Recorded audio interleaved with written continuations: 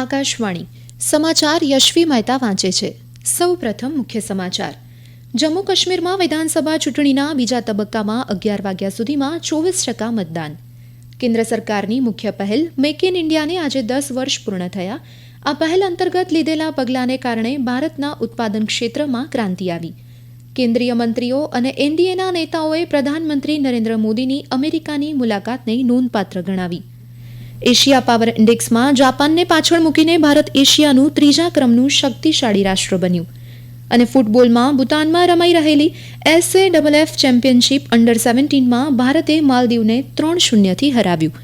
સમાચાર વિગતવાર. જમ્મુ કાશ્મીરમાં વિધાનસભા ચૂંટણીના બીજા તબક્કામાં 11 વાગ્યા સુધીમાં 24% મતદાન થયું છે. અમારા પ્રતિનિધિના જણાવ્યા પ્રમાણે સવારથી જ મોટી સંખ્યામાં મતદારો મત આપવા લાઇનમાં ઊભા રહી ગયા હતા. 26 બેઠક પર મતદાન માટે 3502 મતદાન મથક ઊભા કરવામાં આવ્યા છે, જેમાંથી 1056 શહેરી અને 2446 ગ્રામ્ય વિસ્તારમાં છે. વધુમાં વધુ લોકો મતદાનના અધિકારનો ઉપયોગ કરી શકે તે માટે વિસ્તૃત સલામતી વ્યવસ્થા આવી છે.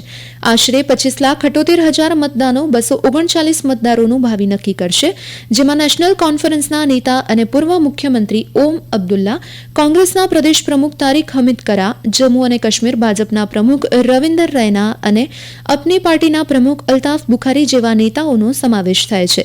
રાજ્યમાં 3 તબક્કામાં વિધાનસભાની ચૂંટણી યોજાઈ રહી છે. પ્રથમ તબક્કામાં આ મહિનાની 18 તારીખે 24 બેઠક પર મતદાન થયું હતું. ત્રીજા તબક્કામાં 1 ઓક્ટોબરે 40 બેઠક પર મતદાન થશે. 8 ઓક્ટોબરે મતગણતરી હાથ ધરાશે. પ્રધાનમંત્રી નરેન્દ્ર મોદીએ મતદારોને મતદાન કરીને લોકશાહીને મજબૂત કરવામાં પોતાની મહત્વની ભૂમિકા ભજવવા અપીલ કરી છે. આ દરમિયાન ચૂંટણીનું નિરીક્ષણ કરવા 15 દેશના વરિષ્ઠ રાજદ્વારીઓનું ઉચ્ચસ્તરીય પ્રતિનિધિમંડળ આજે કાશ્મીરની મુલાકાતે છે.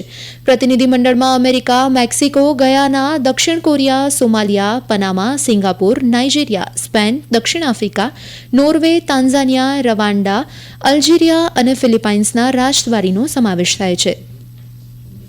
ભાજપના ઝારખંડના સહચૂંટણી પ્રભારી હિમંતા બિસ્વા શર્માએ જણાવ્યું હતું કે ભાજપ ઝારખંડ વિધાનસભા ચૂંટણી જનતા દળ યુનાઇટેડ JDU અને all Jharkhand student union AJSU સાથે લડશે.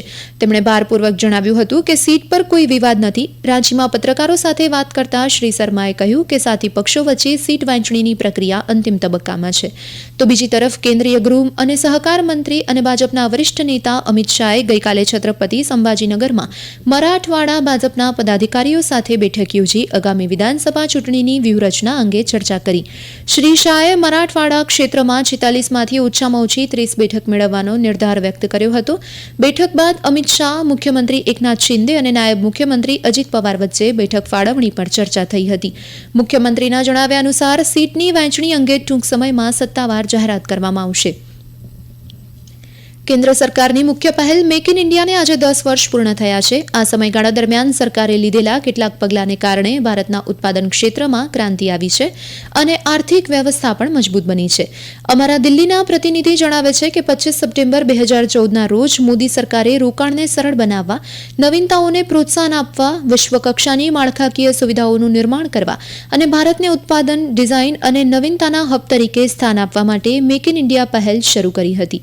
અવકાશથી લઈ સેમિકન્ડક્ટર અને ઇલેક્ટ્રોનિક્સથી લઈને ઇલેક્ટ્રિક વાહનો સુધી મેક ઇન ઇન્ડિયા વાસ્તવિકતા બની ગઈ છે. આ પહેલ બાદ ભારત વિશ્વમાં બીજા નંબરનો સૌથી મોટો મોબાઈલ ઉત્પાદક બની ગયો છે. પાછલા દાયકામાં ભારતે દર કલાકે એક સ્ટાર્ટઅપ શરૂ કર્યું છે, જે લગભગ 15 લાખ નોકરીઓનું સર્જન કરે છે. પ્રધાનમંત્રી નરેન્દ્ર મોદીએ મેક ઇન ઇન્ડિયા પહેલના 10 વર્ષ પૂરા થવાને બિરદાવ્યું છે. એક સોશિયલ મીડિયા પોસ્ટમાં શ્રી મોદીએ રેખાંકિત કર્યું છે કે મેક ઇન ઇન્ડિયા 140 કરોડ ભારતીયોના સામૂહિક સંકલ્પને કારણે રાષ્ટ્રને ઉત્પાદકતા અને નવીનીકરણ પાવર હાઉસમાં પરિવર્તિત કરે છે.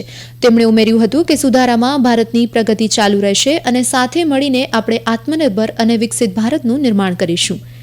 આ સમાચાર આપ આકાશવાણી પરથી સાંભળી રહ્યા છો. આ સમાચાર આપ અમારી YouTube channel AIR news Gujarat પર પણ સાંભળી શકશો. વધુ સમાચાર માટે આપ અમારા ટ્વિટર હેન્ડલ AIR News_ABAD ને ફોલો કરી શકો છો. કેન્દ્રીય મંત્રી અને એનડીએના વિવિધ નેતાઓએ પ્રધાનમંત્રી નરેન્દ્ર મોદીની અમેરિકાની મુલાકાતને નોંધપાત્ર અને નવો ચિલ્લો ચાતરતી ગણાવી છે. ગૃહમંત્રી અમિત શાહે કહ્યું હતું કે આ મુલાકાત શ્રી મોદીના મુત્સદ્દેગીરીના સિદ્ધાંતને વધુ મજબૂત બનાવે છે, જેણે છેલ્લા 10 વર્ષમાં ભારતના સાતત્યપૂર્ણ વિકાસમાં નવા દ્રષ્ટાંત પ્રસ્થાપિત કર્યા છે અને ભારતને વૈશ્વિક સ્તરે પરિવર્તનકારી ભૂમિકા અપાવી છે. શ્રી શાહે એમ પણ કહ્યું હતું કે સફળ QAAD સમિટ, મોદી અને યુએસ મેગા કમ્યુનિટી ઇવેન્ટ અને US summit of the future વિશ્વભરમાં તેમની અજોડ લોકપ્રિયતાને પ્રતિબિંબિત કરે છે. તેમણે ઉમેર્યું હતું કે પ્રધાનમંત્રી મોદીના નેતૃત્વ માત્ર એક રાષ્ટ્ર તરીકે જ નહીં પરંતુ માનવતાના ઉત્થાનમાં ભાગીદાર તરીકે ભારતની પ્રતિષ્ઠા વધારી છે. બિહારના મુખ્યમંત્રી અને જેડીયુના નેતા નીતિશ કુમારે કહ્યું કે બિહારના લોકો શ્રી મોદીની જાહેરાત અને તેનાથી સર્જાયેલી નવી તકોથી ઉત્સાહિત છે. તેમણે એમ પણ કહ્યું કે બંને દેશ વચ્ચે લેવાયેલા નિર્ણયથી અત્યાધુનિક ટેકનોલોજીમાં રોકાણ વધશે અને વિકાસના નવા રસ્તા ખુલશે. આંધ્રપ્રદેશના મુખ્યપ્રધાન અને ટીડીપીના નેતા એન ચંદ્રબાબુ નાયડુએ જણાવ્યું હતું કે શ્રી મોદીએ રાષ્ટ્રના સમુદાયમાં ભારતની સ્થિતિ મજબૂત કરી છે અને સમુદાય અને દેશને એક સાથે લાવી નિર્વાધપણે એક ઊંચા વિશ્વ નેતા તરીકે ઉભરી આવ્યા છે. ભારત એશિયાનું ત્રીજા ક્રમનું શક્તિશાળી રાષ્ટ્ર બન્યું છે. એશિયા પાવર ઇન્ડેક્સમાં જાપાનને પાછળ મૂકીને ભારત ત્રીજા ક્રમે આવ્યું છે. કોવિડ મહામારી બાદ ભારતની આર્થિક વૃદ્ધિને પગલે આર્થિક ક્ષમતામાં 4.2 પોઈન્ટનો વધારો થયો છે. The Asia power index report 2024માં અન્ય તમામ સંસાધન માપદંડમાં ભારતે સારો દેખાવ કર્યો છે. ખાસ કરીને ભાવિ સંસાધનના માપદંડમાં 8.2 પોઈન્ટનો વધારો થયો છે. એશિયા પાવર ઇન્ડેક્સમાં ભારતની રાજદ્વારી વક પણ વધી છે. 2023માં ભારતની રાજદ્વારી ગતિવિધિમાં વધારો થયો હતો. ભારતે એશિયા પાવર ઇન્ડેક્સમાં સમાવિષ્ટ દેશ સાથે વાટાઘાટ સંદર્ભમાં 6થો ક્રમ મેળવ્યો છે. એશિયા પાવર ઇન્ડેક્સમાં 27 દેશ અને પ્રદેશોને ક્રમ આપવામાં આવે છે. ફૂટબોલમાં SAFF ચેમ્પિયનશિપ અંડર 17માં ભારતે માલદીવને 3-0થી હરાવ્યું છે. ભૂટાનમાં રમાઈ રહેલી આ સ્પર્ધામાં ગ્રુપ એમાં ભારત તરફી સેમસને 1 અને હેમને છુંગે 2 ગોલ કર્યા હતા. આ જીત સાથે ભારત ગ્રુપ એમાં 6 પોઈન્ટ સાથે ટોચ પર પહોંચી ગયું છે. ભારત આ સ્પર્ધાનું વર્તમાન ચેમ્પિયન છે અને તે પહેલાથી જ સેમીફાઇનલમાં જગ્યા બનાવી ચૂક્યું છે. 28 સપ્ટેમ્બરે સેમીફાઇનલમાં ભારતનો મુકાબલો ગ્રુપ બીમાં બીજા સ્થાને રહેલી ટીમ સાથે થશે, જ્યારે ફાઇનલ મેચ 30મીએ રમાશે. ઉલ્લેખનીય છે કે ભારતે 5 વખત SAFF અંડર 17 ચેમ્પિયનશિપ જીતી છે. મકાઉ ઓપન બેડમિન્ટનમાં ગાયત્રી ગોપીચંદ અને ત્રિશા જોલીની ત્રીજી ક્રમાંકિત જોડી પ્રી ક્વાર્ટર ફાઇનલમાં પહોંચી ગઈ છે.